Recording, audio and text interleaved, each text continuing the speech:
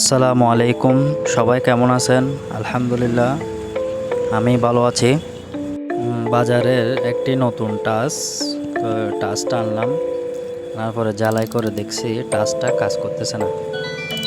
তো অনেক সময় দেখা যায় বাজারের কিছু নতুন টাচ আছে, ওগুলা আনার পরে কাজ করে না।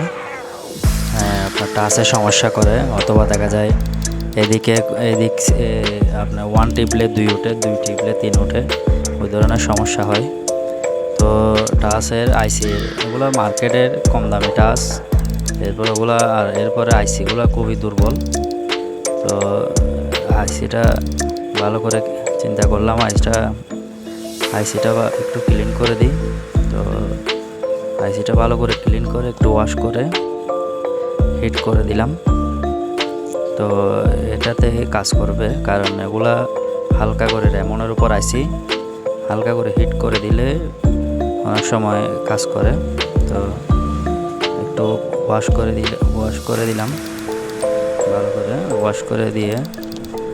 অনেক সময় দেখা যায় ওই আইসির ভিতরে কিছু কানেক্টর আছে, ওগুলা একটু ফাঁক থাকে, অথবা একটা কানেকশন মিস থাকে।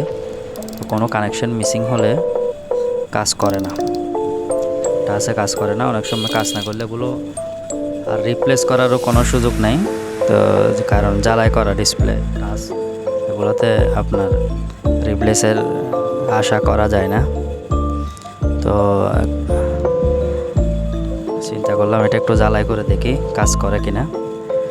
তো যারা নতুন এরা অনেক সময় টাচ এভাবে বাজার থেকে আনলে যদি ডিস্টার্ব করে, তাহলে একটু ভালো করে আইসিটা একটু হিট করে ওয়াশ করে দিবা, যাতে দাঁতগুলো সব একদম পরিষ্কার থাকে। আর কম্পোনেন্ট আইসিগুলো যাতে, রেজিস্টারগুলো যাতে মিসিং না হয়, সবগুলো একদম ক্লিয়ারভাবে দেখবা। দেখার পর অ্যাকুরেট করে আগে একটু বসাই নেবে। বসানোর পরে ভালোভাবে জ্বালাই করে দিবা, যাতে কোনো একটা দাঁত মিসিং না হয়।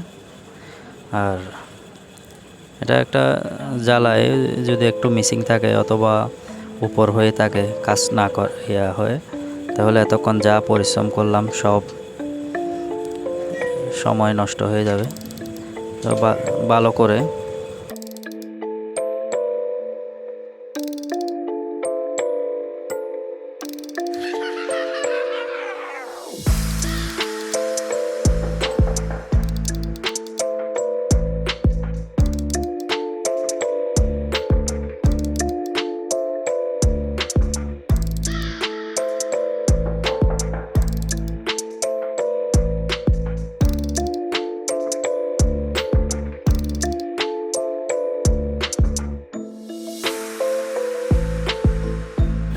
দেখি আমরা টাচটা কাজ করতেছে কিনা।